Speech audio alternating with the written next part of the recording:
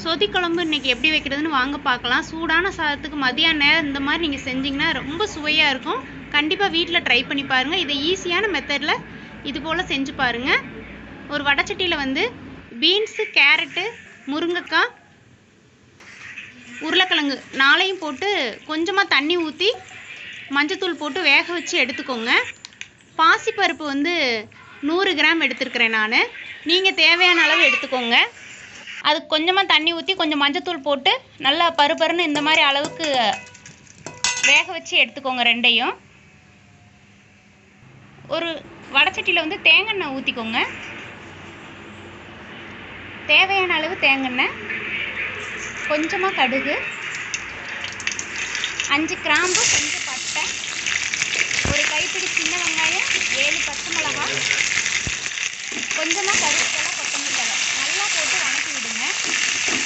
இது வணங்கிட்டு இருக்கும்போது ஒரு மிக்ஸி ஜாரில் தேவையான அளவு தேங்காய், அரை மூடி தேங்காய் ஊற்றுனீங்கன்னா ஒரு 400 ml தண்ணி ஊற்றி நல்லா அரைச்சி பால் எடுத்து வச்சுக்கோங்க. நல்லா வணங்கும்போது 2 பல் பூண்டு போட்டு வணக்கி விட்டுட்டு நம்ம வேக வச்ச காய்கறிகளை போட்டு நல்லா வணக்கி விடுங்க.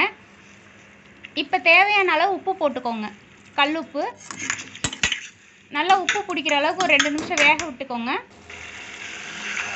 நம்ம அரைச்சி வேக வச்சு எடுத்த பாசி பயிரை இப்போ அதோட சேர்த்திக்கலாம். அதை நல்லா கலந்து விடுங்க.